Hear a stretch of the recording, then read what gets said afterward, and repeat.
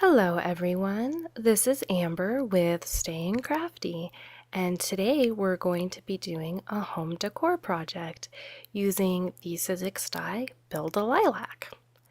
So I am just sponging some of the pieces of the die cuts that I have made just to give it more depth and dimension, and it did end up making a pretty big difference.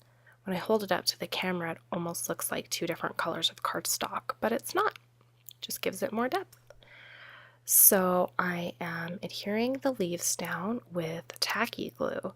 And just a little note here, to get the same look I have and also the look that is pictured on the front of the box when you buy the die, you'll want to make one leaf facing in one direction and another leaf facing in the opposite direction. And in order to do that, you'll cut the leaf twice, of course.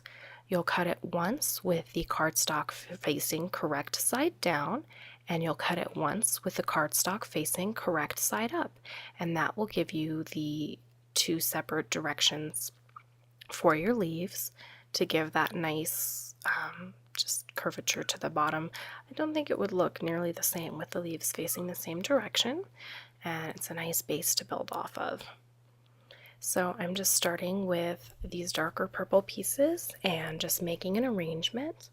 Now I will note here that my lilac ended up a lot more full and almost fluffy looking than the one on the box, so it probably doesn't look like a very accurate lilac, but you know what? It's really pretty and that's okay with me. I'm not a florist, so sorry if any of you out there are and you don't think it looks like a lilac. So there I realized I needed some more of the dark purple to kind of fill in, so I cut a few more and just continued on.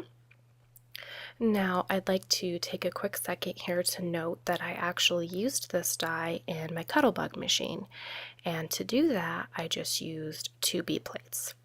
I used a B plate and then placed the Sizzix die, placed the cardstock on top of that, and placed another B plate, and that was the entire sandwich, and just ran it through that way. So it can be done without the official Sizzix machine. And here I'm using my tweezer bees on most of these pieces, and I just recently got the tweezer bees because they seemed like they would be so handy, and they really are. They're fabulous.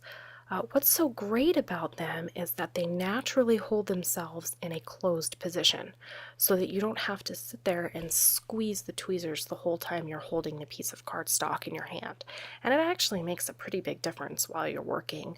I have another pair of tweezers for crafting that I don't really use with my paper because I don't like sitting there clamping them closed while I'm working. So these are a great handy tool to have around. There's really no rhyme or reason here to how I'm building this lilac. There are two different sizes of petals, buds. I'm not sure what you would call them, but there's a smaller size and a larger size. So I'm kind of alternating, some larger, some smaller, scattering them all about. But really, it's not going to look the same every time, even if you try to make it that way. So I didn't worry about it too much. I worked quickly and I still think it came out really pretty.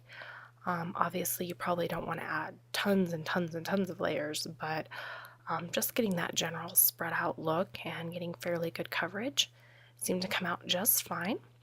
So I went ahead and sponged another little bud there because I realized I kind of had a blank spot I wanted to cover. So you can always add more to it if you need to. No need to worry about that, it's easy to do. So now I'm using one of my favorite adhesives, and it's called Zip Dry, and I'm using that to adhere these little bitty pearls. I started out using my tweezers, but the pearls kind of kept getting away from me, so I just started using my fingers, and you'll notice that I put the Zip Dry down directly where I'm going to place the pearl, and then I place the pearl on top of it. I don't think it would be very easy to try to put adhesive on the pearl and then handle that sticky pearl, so I think this is probably the best way to go.